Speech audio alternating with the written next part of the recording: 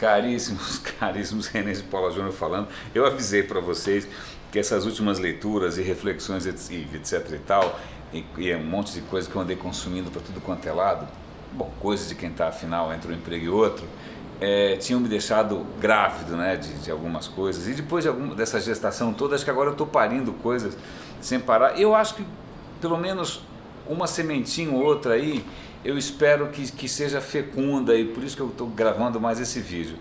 Eu peguei na minha estante, eu gosto muito de livro impresso mesmo, né? Eu peguei na minha estante, talvez o livro que eu mais preze, acho que é um dos livros mais... A capa é linda, o livro chama Beautiful Evidence, é de um autor chamado Edward Tufte. É um livro maravilhoso, ele na verdade é sobre como você expressar ideias visualmente, e aí, cara, tem desde pintores impressionistas até rabiscos do Galileu.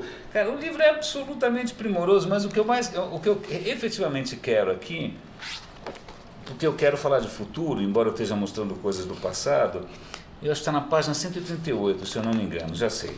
É aqui, ó. A história é a seguinte: um cara resolveu fazer uma pesquisa, ele pegou vários trabalhos que traziam algum tipo de conclusão sobre a natureza humana. Vários, na verdade, se eu não me engano, pelo que está escrito aqui, são 1054 estudos, tá?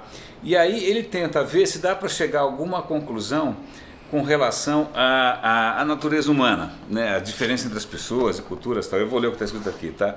As conclusões são 3. Alguns sim, alguns não. As diferenças não são tão grandes e é tudo muito mais complicado do que isso. É gênio, é meio zen essa história, mas eu estou trazendo essa questão à tona pelo seguinte: é tudo um pouco mais complicado do que parece, embora a gente adore imaginar que vai ter alguma solução mágica, algum conceito extraordinário, alguma chave, né, uma vara de condão do Harry Potter, que vai simplificar as grandes questões, né? Claro que as grandes questões não são tão diferentes assim, como o estudo dos estudos comprova, né? Se a gente comparar, sei lá, o que é decente, o que é legal, o que é desejável numa sociedade asiática, pelo menos moderna, não vai ser tão diferente assim daquilo que é, sei lá, um comportamento cívico e louvável, talvez na sociedade ocidental. Eu não me lembro, espero, por favor, também não me conte se houver algum lugar em que seja absolutamente legal e bacana se atropelar velhinhos, não sei, matar pessoas, né? Já não é mais assim faz um bom tempo. Então, embora em princípio a gente possa pensar que é muito fácil definir algumas coisas universais sobre o que é o bem, o que é bom, o que é desejável, o que é justo, na verdade tudo isso tem uma pancada de nuances que a gente, sobretudo quem já trabalhou num projeto que é global, num projeto que é multicultural, multinacional, Diabo 4, percebe que é sempre um pouco mais complicado do que deveria ser. Mas a questão que eu estou querendo trazer aqui é a seguinte: eu fiz ontem mesmo uma gravação sobre a questão de futuro. E aí, a gente está acompanhando as últimas tendências, não quer dizer que você tem uma visão de futuro, né? E não é possível que a visão de futuro esteja ligada necessariamente eu acho que em 2020 eu queria ter um iPad 4D, 5D. Não, isso não é... Calma, né? Visão de futuro como é que vai ser a qualidade de vida das pessoas, como é que vai estar a questão do meio ambiente, como é que vai estar a questão dos idosos, como é que vai estar a questão da educação, como é que vai estar a questão, sei lá, né, dos recursos naturais. Isso é futuro, né? Isso é futuro. Futuro não é só tentar adivinhar qual vai ser a próxima versão do display retina, não, esquece. E aí a questão é a seguinte: eu percebo que tem um mercado gigante de eventos, palestrantes e sei lá o que mais, tal, vendendo uma noção bastante doce, né, quentinha e gostosa de um belo futuro, né, que a tecnologia, né, vai trazer para todos, ou está trazendo para todos, um belo futuro, né? A tecnologia das redes sociais, a tecnologia do mobile, a tecnologia disso, a tecnologia daquilo. é legal ouvir isso, assim como é legal, sei lá, uma série de raciocínios ou de pensamentos religiosos, né, messiânicos, né, que vai ter um paraíso, né, que vão ser todo mundo vai ser loiro e lindo. Mas na verdade, o que me pega aqui é, e se a coisa for um pouco mais complicada do que isso, né? Quando alguém chega para mim e fala, olha, eu tenho um projeto aqui para um mundo melhor, né? Ou eu quero melhorar a vida de 1 milhão de pessoas, eu quero melhorar a vida de 1 bilhão de pessoas, eu quero melhorar a vida do planeta, você fala, você já perguntou para essas pessoas se isso que você está pensando é legal? Você tem certeza que isso que você está imaginando aqui é bem visto, sei lá, no Afeganistão, em Singapura ou na Colômbia? Você tem certeza que isso que parece legal para você é desejável em outros lugares? Será que você não está viajando pouco, né? Será que você não está lendo pouco? Será que você não está partindo do pressuposto que o mundo inteiro é parecido com a sua aldeia? Né? Não é nem com o seu país, é com a sua aldeia, porque na verdade eu não tenho muita certeza se os meus conceitos aqui de urbanidade, civilidade, são os mesmos de outras cidades do país. Eu desconfio que não, porque em alguns lugares eu me sinto mais confortável do que em outros, então eu desconfio que isso também não é tão universal assim. A questão é, e eu duvido que a gente consiga, que eu consiga propor aqui alguma coisa universal, né?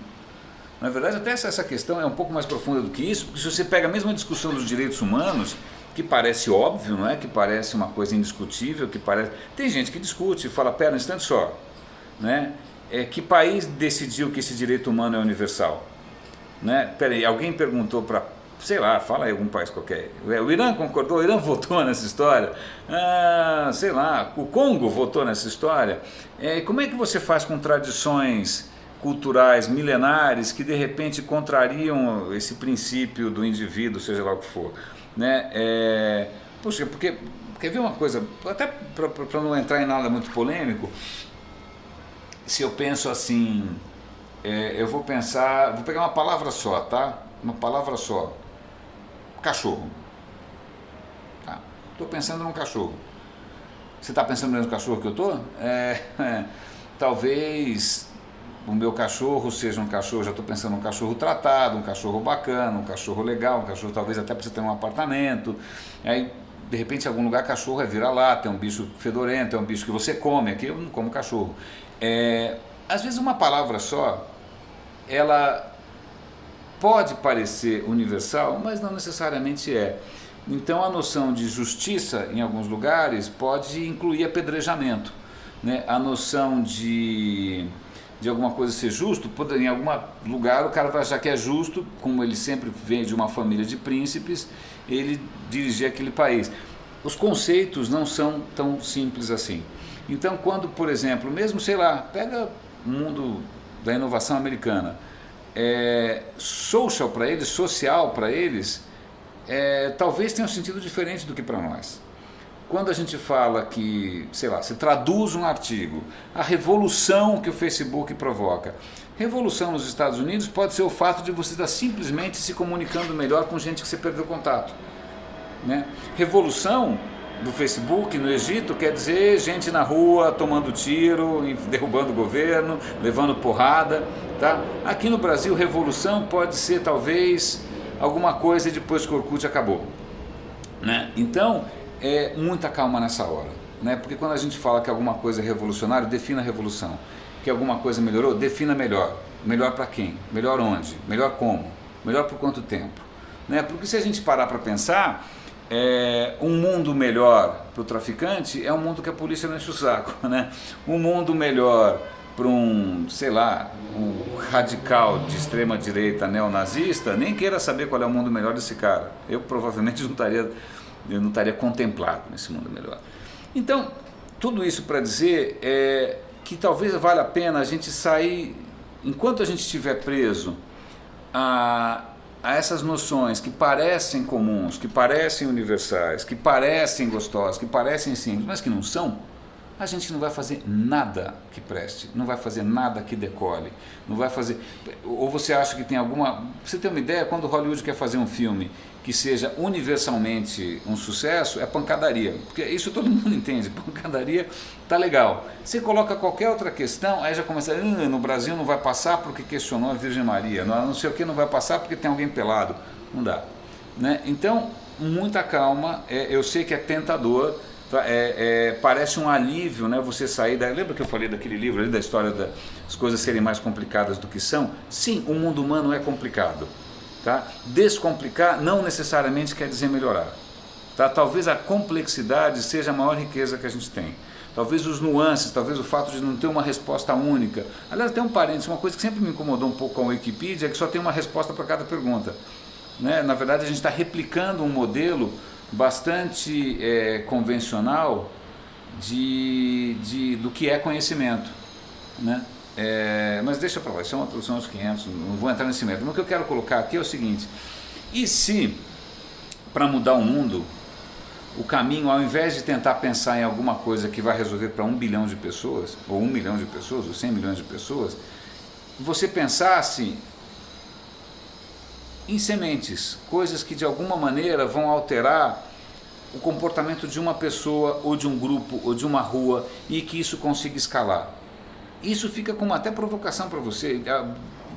Se você é um cara capaz de desenvolver uma app, ou desenvolver uma plataforma, um serviço cloud, ou seja o que diabo for, né, ao invés de ficar gamificando bobagem, o que você gamificaria da vida cotidiana das pessoas, que isso talvez tornasse a vida dela mais digna, que levantasse a atenção dela para coisas que ela não está prestando atenção, que enriquecesse, né, o seu horizonte, o seu repertório de sentimentos, de emoções. O que você pensaria? Usando, sei lá, uma app de celular, uma app de mobile, que fosse, que gamificasse. Então eu vou compartilhar uma história engraçada, e é pena que eu não lembre com maiores detalhes. Eu estava uma vez, eu gosto muito de táxi, porque cada taxista é um universo, né, diferente. Não tem uma faculdade de taxista, né, que sai todo mundo igual, né? Não tem PMI de taxista. Taxista, o cara pode ter sido desde advogado até, sei lá, torneiro mecânico.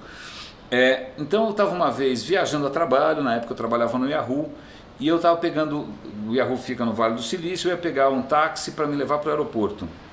E eu peguei um taxista, era um oriental, com um sotaque bem pesado japonês. Aí ele começou a perguntar: o que você faz? Eu falei: olha, eu trabalho no Yahoo. Falei: pô, que legal, que bacana. Aí o cara contou a seguinte história: ele era um executivo japonês, segundo ele. Ele enjoou dessa história de ser executivo japonês e resolveu ir para a Califórnia onde tem sol e levar uma outra vida, etc e tal.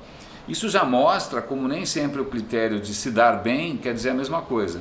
O que é para você mais importante? Ser um executivo japonês de sucesso ou ser um taxista lindo, leve e solto na Califórnia? Né? Primeira questão. Mas aí ele começou a dar uma... Como ele era um executivo e acho que ele tinha uma formação interessante, ele começou a compartilhar comigo dicas de liderança. Cara, eu acho que eu até gravei, deve estar em algum lugar essa história aí. Mas uma coisa que eu achei muito legal, ele falou o seguinte: olha, eu tenho uma disciplina que é a seguinte: todo dia eu tenho um caderninho, eu anoto coisas que eu aprendi e coisas que eu fiz melhor do que no dia anterior, né? Eu falei, né, eu achei gozado, né? Eu falei, bom, o japonês, bom, sei lá. Mas aí ele falou: olha, por exemplo, ontem eu fui no supermercado e eu me atrapalhei todo, aí eu voltei para casa e falei: putz, eu preciso arrumar um jeito melhor de fazer as minhas compras. Aí no dia seguinte eu fiz um pouco melhor e anotei. Ou seja, ele tinha uma disciplina, pô, isso em termos de app é sussa, né? Para todo santo dia ele eventualmente parar, refletir, né, sobre alguma coisa que ele fez melhor do que no dia anterior. Eu talvez vou ver se eu consigo criar uma disciplina dessa para mim, para todo santo dia pensar em coisas que de repente me abriram novas ideias, ou que me fizeram me sentir mais humano, o que eu gostaria, e não para compartilhar com os outros. Cara, isso é seu, né? Isso é meu, isso para com história de... Se for para compartilhar, o cara vai ficar contando vantagem. Não, para cada pessoa, né? E ao invés de ficar fazendo aplicativinho para ver se o cara queimou caloria, correu, subiu escada, o diabo 4 na academia, por que não fazer um fitness, né?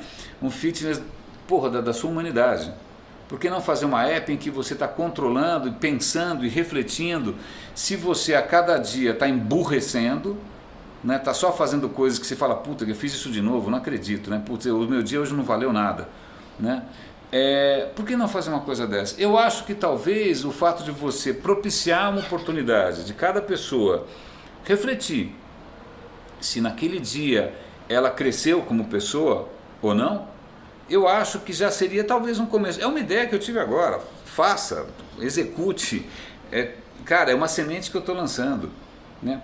Tudo isso para talvez inspirar a gente a sair dessa armadilha de achar que é a tecnologia que vai nos salvar. Não é, né? A tecnologia é uma coisa. Você pega uma lâmina de aço, ela pode servir para fazer a barba, que eu ainda não fiz, ou pode servir para cortar a garganta de alguém. Dá na mesma, a lâmina não vai se preocupar, né? A grande questão é há quanto tempo, e eu estou perguntando sério, há quanto tempo não surge uma visão realmente nova e empolgante que apaixone as pessoas na construção de um futuro melhor? Eu estou vendo muita ideia arrequentada. Eu estou vendo eco chato, eu tenho um monte de ideia arrequentada. Tem muita gente, até o Stalin, coitado, coitado, imagina, o cara é um monstro, ressuscitando os caras desses. Quando é que vai surgir alguma coisa? E talvez o que esteja faltando não é de novo um grande sonho universal, ou grandes valores que de repente podem não comover todo mundo. Talvez assim, como é que você escala, né? Você começa a plantar uma sementinha que vai contaminando pessoas e isso vai se crescendo, e isso vai humanizando numa escala cada vez maior. Cara, fica o desafio, eu estou pensando nisso todo dia. Aliás, o que eu estou fazendo aqui é parte disso. E de qualquer maneira, bom, pelo menos que fique a dica de um excelente livro, que é o Edward Tufte. Cara, livrão, viu? Livrão, livrão, livrão, maravilhoso. Quando você percebe que inovação, imaginação, criatividade não necessariamente é um monopólio recente, entendeu? Você tem caras fazendo coisas absolutamente provocantes e geniais e insuperadas desde que o mundo é mundo. É isso aí, meus caros. Grande abraço.